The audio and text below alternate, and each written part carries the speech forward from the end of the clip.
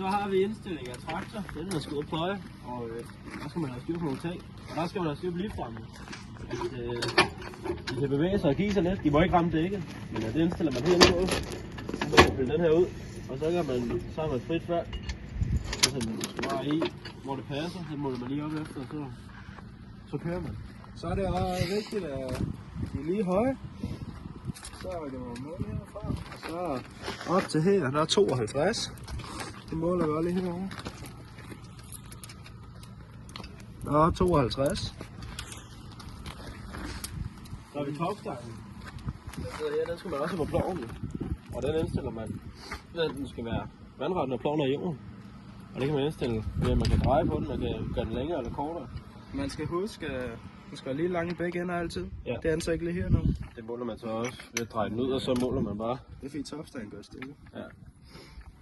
Og den skal være vandret, når ploven er i jorden. Det er vigtigt. Og så husker man at spænde den ordentligt fast, og ikke spænde den fast med en trækning.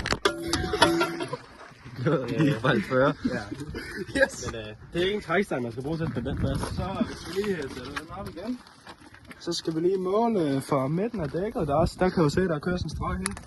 Det ligger tomstangen med. Så måler du ind til midten. Der er 80. Og så måler vi lige herfra. Der er også 80. Så er der dæktryk og mave. Det kan du se lige med.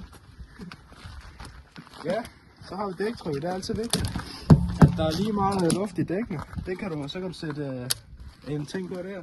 Så lige se, hvor mange bar der er i. Vi nåede at måle, der var 2,5 i hver. Det har vi så ikke lige med på videoen af visse grunde.